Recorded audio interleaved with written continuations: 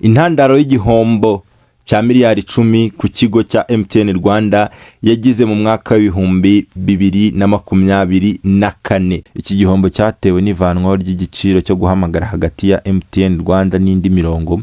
Iki cyemezo cyafashwe n'urwego ngenzuramikorere RURA. Indi nkuru wamenya kuri MTN nuko nkunganire kuri telefone za ikosora yakuwe. Iyumvire uburyo MTN yahuye n'igihombo.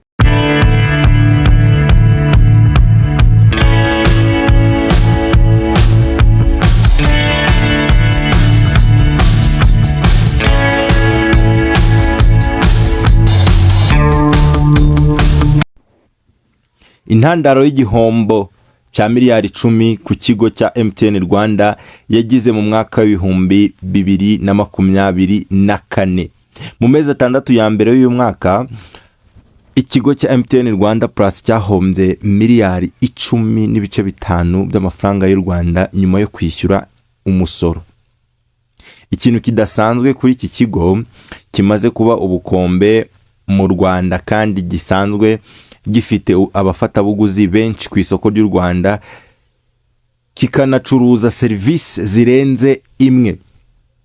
Gusa urebye mu bitabo by'imari by'iki kigo usanga ibintu byaratangiye kugenda bihinduka mu mwaka w'ibihumbi 2022, kuko mu mezi 6 ya mbere y'uwo mwaka iki kigo cyungutse miliyari 9.7 by'amafaranga y'u Rwanda. Gusa iri ryari igabanuka rya 31% ugereranyije na mezi 6 yari ya mbere ya 2021, kuko icyo gihe MTN Rwanda yari yungutse miliyari 14.2 by'amafaranga y'u Rwanda.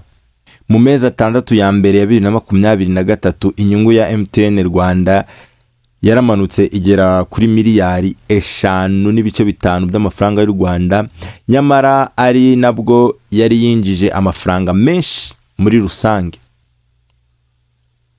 kuko yari yinjije miliyari 121 by'amafaranga y'u Rwanda avuye kuri miliyari 106 by'amafaranga y'u Rwanda mu mezi 6 ya mbere ya 2022.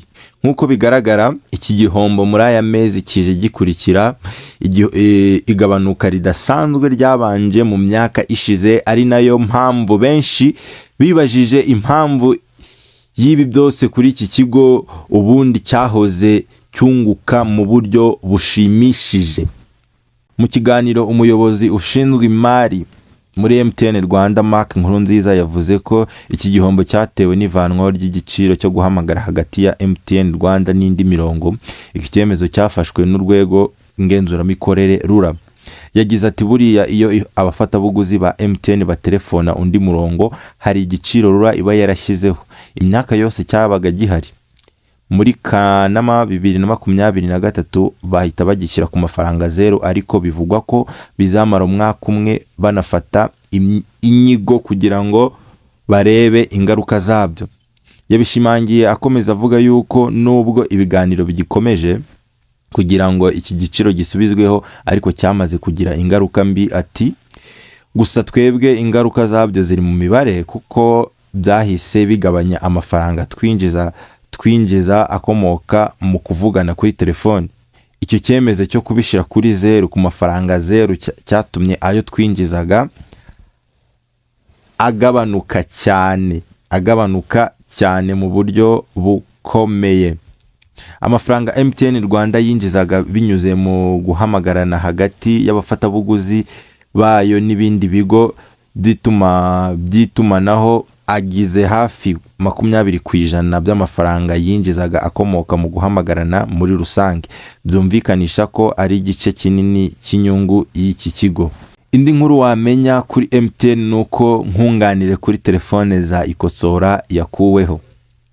Nkurunziza umuyobozi ushinzwe imari muri MTN Rwanda yavuze ko ikindi cyateye MTN Rwanda igihombo harimo na nkunganire yashyizwe muri gahunda yo gufasha abanyarwanda gutunga telefone za smartphone zizwi nka ikosora, zatanzwe kuva muri Werurwe uyu mwaka.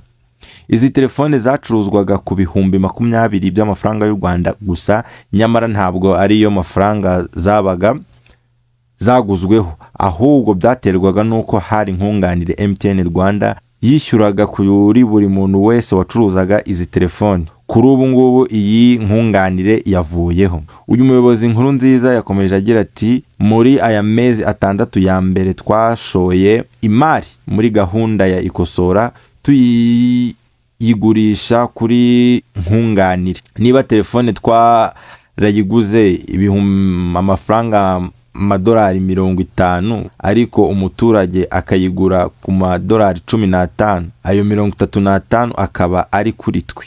Byaba bimeze.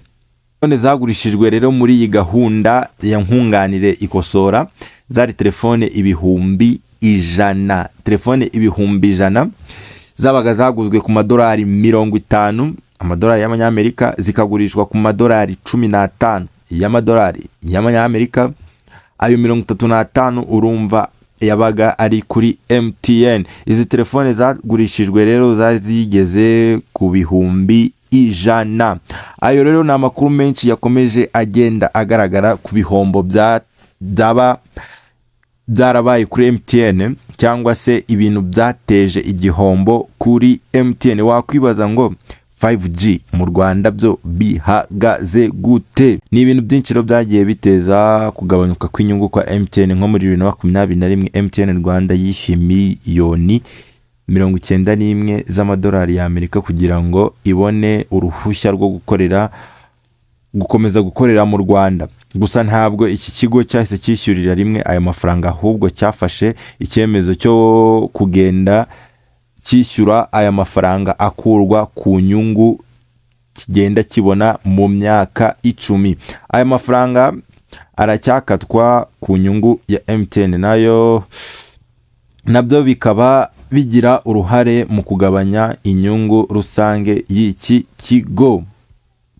Mu myaka ishize rero abafatabuguzi ba MTN Rwanda bariyongeye bagera kuri miliyoni 7.5, inyongera ya 7.5%, mu gihe abakoresha mobile money nabo biyongeye bagera kuri miliyoni 5.1, biyongere ubwo bwiyongere bwa 15%.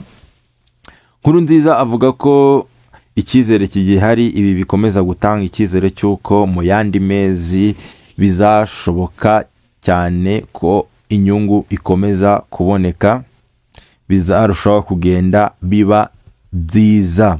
Ku rwego mpuzamahanga rero MTN Group yahombye miliyoni 556 z'amadolari y'Amerika kubera itakaza agaciro ku ifaranga rikoreshwa muri Nigeria na inaira. Amanaira cyangwa se amanyanigeria nyine ryatakaje hafi 70% by'agaciro karyo mu myaka mike ishize. Ibi byagize ingaruka rero zikomeye ku nyungu ya MTN Group muri rusange. Ibyo tugarutseho byose ni ibihombo MTN, cyangwa se ni ibintu byagiye biteza ibihombo ikigo MTN mu Rwanda no mu mahanga. Tubonye ko hanze y'u Rwanda impamvu MTN yahombye nko muri Nigeria, aho MTN ifite abaturage benshi cyangwa se abafatabuguzi b'umurongo wayo benshi cyane, bahombye amafaranga asaga miliyoni 506 z'amadolari y'Amerika kubera itakaza agaciro ry'ifaranga ryo muri Nigeria. Twagiye tubona ibintu byinshi cyane. Nizere ko mwakaze subscribe kugira ngo tujye tubana mu biganiro byacu bya buri munsi.